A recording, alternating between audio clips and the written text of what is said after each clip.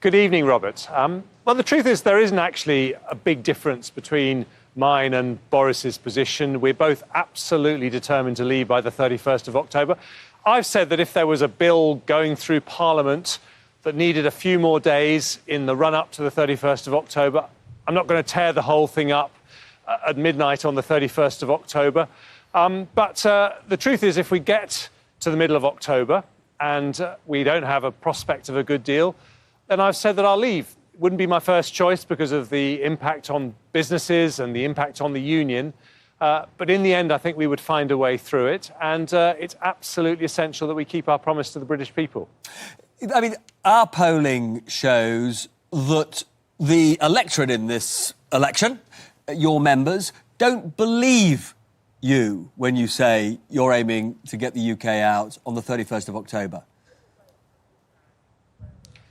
Well, I looked at that polling briefly, and it was taken the week before the hustings in Birmingham, when lots and lots of people who heard me speak came out saying they had been intending to vote for Boris Johnson, but having heard me speak, they could see how passionate I was to deliver Brexit, how I had a plan to deliver Brexit as someone who has a background as a negotiator, as an entrepreneur, someone who's done deals all their life, and also that I had a vision post-Brexit to make our country walk tall in the world, to fire up our economy, to transform our education system.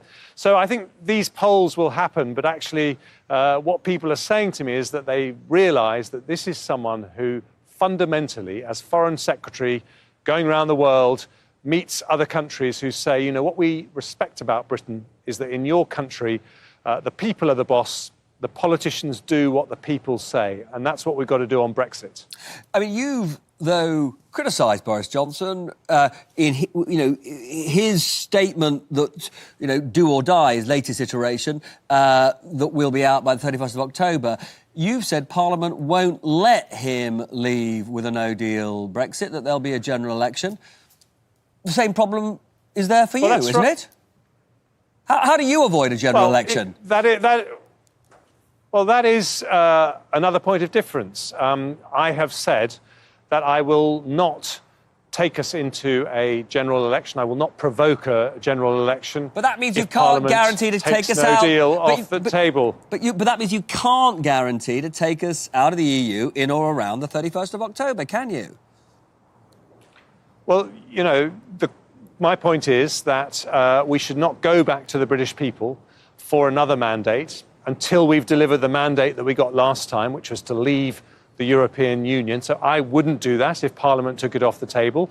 I presume from what Boris is saying that he would.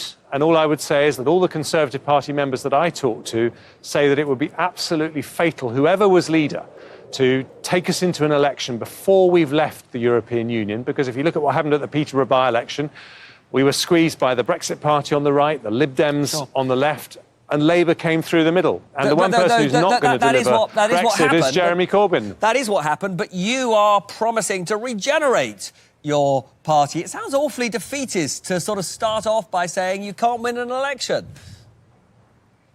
Well, I'm a bit old-fashioned on this one. I think we shouldn't fight one election until we deliver what we promised in the last election. And in the last election, we said we were going to leave the EU.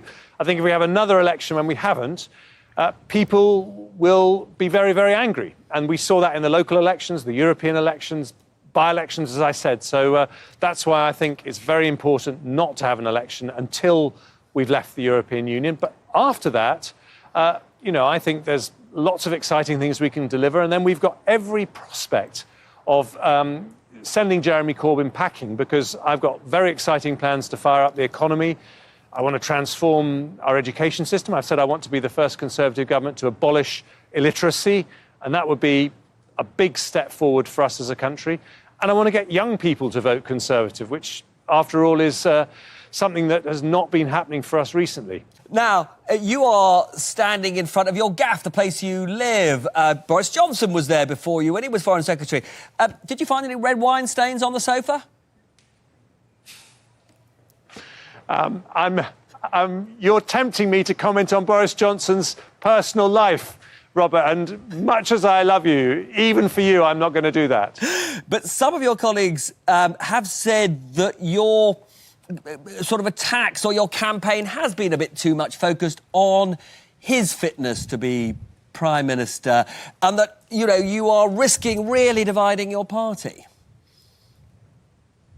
Robert, as you will imagine, I've had about 1,000 questions in the last week trying to get me to comment on Boris's personal life.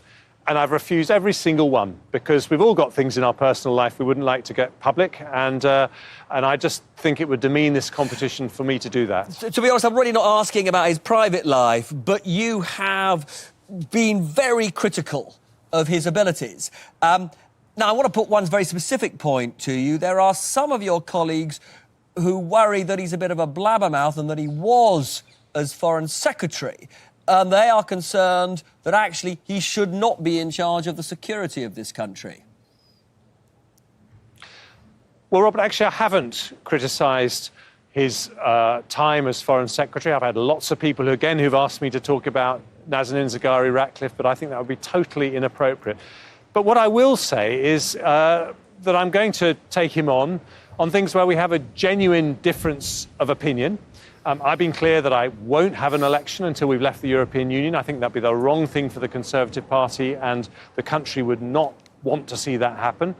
And also, I have been critical about the fact that he's refused to take part in head-to-head debates and subject himself to proper media scrutiny before the Conservative Party voters get their postal ballots. And I think that it does risk discrediting this election if one of the candidates refuses tough scrutiny for the toughest job in the country. Because when you're Prime Minister, you're going to get the most enormous scrutiny. And, you know, both Boris and I better get used to that.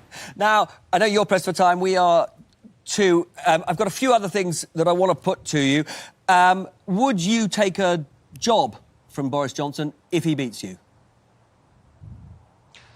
Yes, and I hope that he would take a job working for me, because I think after this contest, we've got to pull together as a party. Now, on your current job, you will have seen the Court of Appeal criticising you, actually also criticising Boris Johnson for signing off arms sales to Saudi Arabia without checking that those arms were not going to be used. In fact, the court says there is a very high probability that those arms were used to kill and maim innocent citizens in Yemen. You must feel ashamed now of signing off those arms sales orders. Well, actually, the court was looking at the processes between 2015 and 2017, but I'm sure I've used some of the same processes. They said that the processes were rigorous, and they wanted one specific element of the process to change, but they did not say the decisions were wrong, and we're looking very closely at what they've said. We don't actually agree with it, which is why we're appealing the judgment, but obviously we'll look very closely at what the court says. Now, a friend of mine said something to me, and just to be absolutely clear to anybody watching, this did not come from anybody near to your campaign. Something really rather extraordinary about your childhood, which I was completely unaware of, which is that you had a baby sister who tragically died. Could you just tell me a little bit about what that was? Well, I don't talk about that normally, and actually I wouldn't say that this is something that's affected me emotionally, because she was just a few months old when she died in a terrible accident, and I was too young to ever remember it. But I do know it affected my parents. And therefore it must have affected maybe you. That it must have affected you, don't you think? I mean, this is the sort of tragedy that has a profound effect on families. Well, I was only 2 years old, so it's not something that I have any memories of. But as I say, I do know it affected my parents. Maybe when I met parents who'd lost children in the NHS, people like Carl Hendrickson and James Titcombe, maybe that triggered something in me, I don't know. But I wouldn't claim this is something that had a big emotional effect on me personally. Well, look, as always, it's a joy to see you. You know, I think we all wish you enjoyment in these coming weeks, if that's possible. Well, if you're wishing me enjoyment, I can very much confirm that your wish has been granted. Great. All the best.